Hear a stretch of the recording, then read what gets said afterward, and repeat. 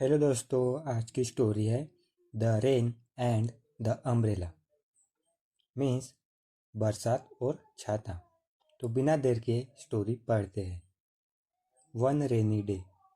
One यानी एक, रेनी यानी बरसात और डे यानी दिन। मीन्स इसका अर्थ हुआ एक बरसात के दिन। आगे बढ़ते हैं दोस्तों। A little boy forget his umbrella at home.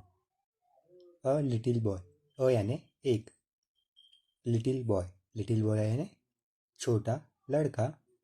Forget his umbrella, forget यानी भूला। हिज अम्ब्रेला मीन्स उसका छाता। एट होम, होम यानी घर पर। अभी हम इसकी हिंदी पढ़ेंगे।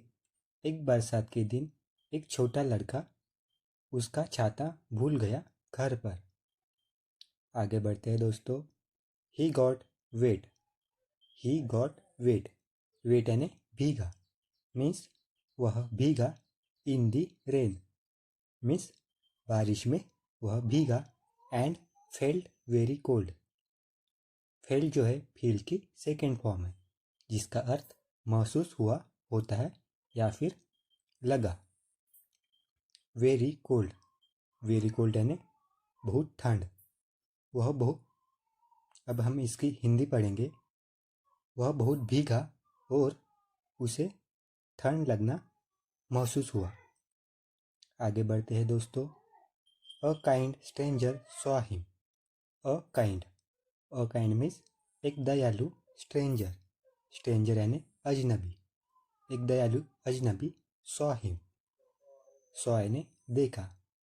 सॉ जो है दोस्तों सी की सेकेंड फॉर्म है, जिसका हिंदी अर्थ देखा होता है।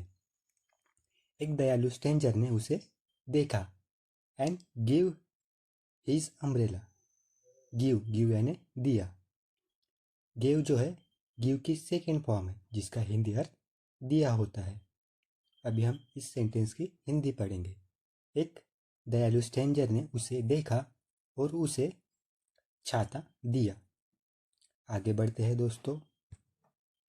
The boy smiled and said.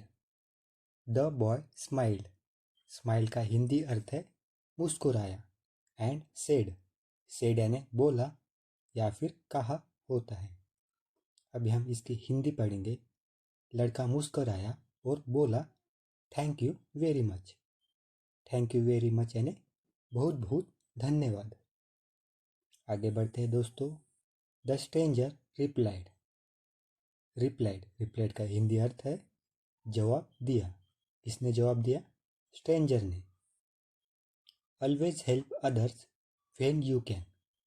Always help others, always यानी हमेशा। हेल्प अदर्स, हेल्प यानी मदद और अदर्स यानी दूसरों की। हमेशा दूसरों की मदद करो। व्हेन यू कैन, व्हेन यानी जब और कैन यानी सका या फिर सकता। हमेशा दूसरों की मदद करो जब जब आपसे हो सके। आगे बढ़ते हैं दोस्तों। The boy learn that kindness is important. The boy learn means लड़का सीखा काइंडनेस इज इम्पोर्टेंट मीन्स दयालुता हमेशा जरूरी है। Thank you very much.